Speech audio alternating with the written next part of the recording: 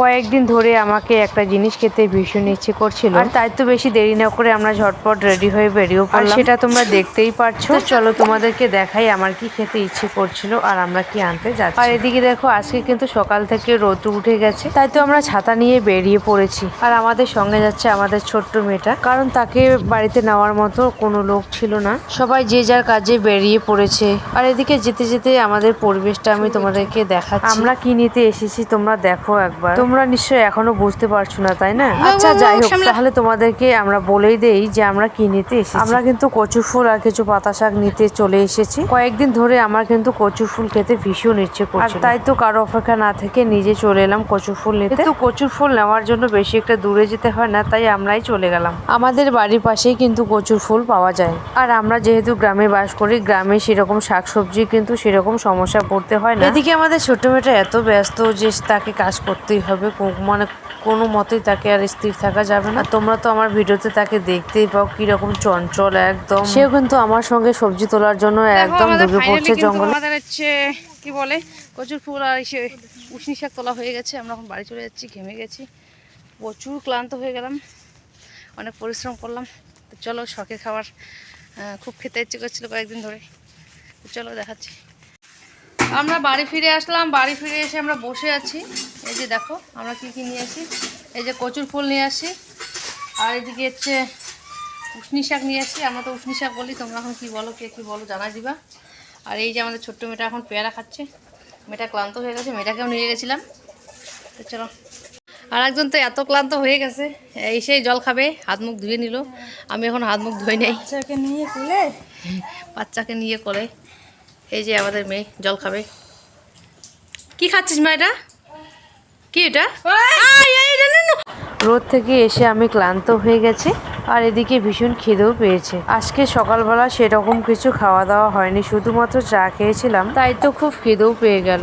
তাই এসে হাত মুখ আগে পরিষ্কার করে একটু মুড়ি আর চা খেয়ে নিচ্ছি। মুড়ি চা খাওয়া আমার হয়ে গেছে, আর এদিকে এখন আমি কচু ফুলগুলোকে একটা একটা করে সবগুলোকে কেটে নেব। সব থেকে বড় কথা হলো আমার কিন্তু কচু ফুল সবজি ভীষণ প্রিয়। আর আমার মতো তোমরা কে কে আছো যে কচু ফুল সবজি পছন্দ করো? আর এদিকে আমি রান্নাটা বসিয়ে দিয়েছি, ভাতটা আমার হয়ে যাওয়ার আজকে যেহেতু একটু বেশি গরম, তাই আমাদের রান্নাঘরে বেশিক্ষণ থাকা যায় না, প্রচুর গরম লাগে। আজকে যেহেতু ভীষণ রোদ পড়েছে, গরম পড়েছে, তাই তো আমি গ্যাসে রান্না বসিয়ে দিয়েছি। আর এদিকে আমার সবগুলো কচু ফুল একটা একটা করে কেটে নেওয়া হয়ে গেছে। তোমরা দেখতেই পাচ্ছ মেয়েটা আমাদের এত অত্যাচার করে বলার মতো ভাষা নাই, একদম ছেলেদের মতো অত্যাচার করে। তোমরা দেখতে পাচ্ছ একদম মুড়ি টুড়ি সব ছিটিয়ে রেখেছে মা। এদিকে আমার কচু ফুলগুলো ধোয়া হয়ে গেছে, এখন আমি কিন্তু সেদ্ধ বসিয়ে দেবো। কচু ফুল তোমরা ইচ্ছে করলে সেদ্ধ নাও করতে পারো, আমি কিন্তু সিদ্ধ করে নেই, তোমরা দেখতেই পাচ্ছ।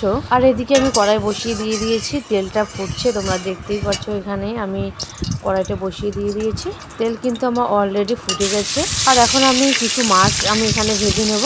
মাছ ভাজা হয়ে গেলে আমি কিন্তু কচু ফুল সবজি রান্না করব। আর তোমরা কি জানো, মাছ কিন্তু আমার রান্না করতে ভালোই লাগে বেশ, তবে আমাকে কিন্তু বেচতে ইচ্ছে করে না। আর এদিকে আমি কচু ফুলগুলো সেদ্ধ করার পর ধুয়ে নিয়ে এখন মাছ ভাজা হয়ে গেলে কিন্তু সেগুলোকে আমি ভালো করে রান্না করে নেবো। তোমরা দেখতে পাচ্ছ মাছ ভাজা আমার কমপ্লিটের দিকে। আর মাছ কিন্তু আমি একটু এমনিতে মচমচ করে ভাজি, আমার কিন্তু একটু নরম করে ভাজলে আমার কিন্তু সেরকম খেতে ইচ্ছে করে না, আমার কেন জানি একটু ঘেনা ঘেনা টাইপের লাগে। তাই আমি মাছগুলোকে একটু ভালো করে ভেজে নিয়েছি, তোমরা দেখতেই পাচ্ছ।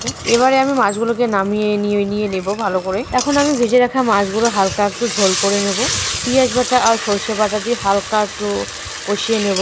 আর এখানে দেখো পেঁয়াজ, রসুন, তারপরে জিরে সব কিছু দেওয়া আমার হয়ে গেছে অলরেডি। ভাজতে ভাজতে কিন্তু অনেকটা ফ্লেভার চলে এসে ভাজা প্রায় খাওয়ার দিকে। আর একটু কষিয়ে নেবো যায়। আর তোমরা দেখো কালারটা কিন্তু খুব সুন্দর চলে এসছে, লাল একদম টুকটুকে লাল, খুব ভালো লাগছে দেখতে কিন্তু। তো চলো কষিয়ে নেওয়া হয়ে গেলে কিন্তু এবার একটু আমরা সর্ষে বাটা কিন্তু আমরা দিয়ে দেবো এবারে একটু। আর এদিকে সবজি রান্না করতে করতেই আমাদের বাচ্চা মেয়েটা চলে এসছে, সবজি হয়ে যাওয়ার দিকে। আর তোমরা দেখতেই পাচ্ছ সর্ষে বাটাটা দিয়ে জাস্ট আমি হালকা একটু নেড়ে নেবো।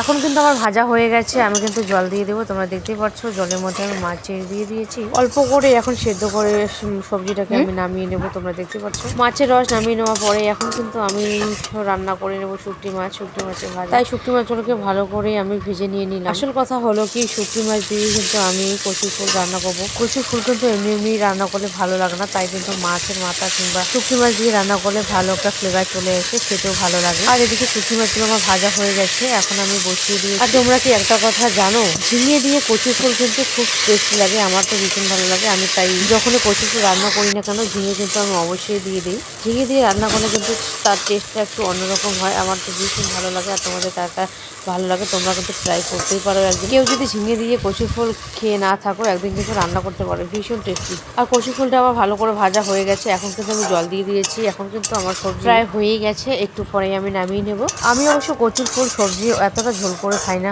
তাই একটু ঝোলটাকে একটু কমিয়ে আটিয়ে নেব, তারপরেই কিন্তু নামিয়ে নেব। আর কচুর ফুলে শুটকি মাছ কিন্তু দিয়ে দিয়েছি, ভালো একটা ফ্লেভার চলে আসবে। এখন আমি সবজিটা নামিয়ে নেব।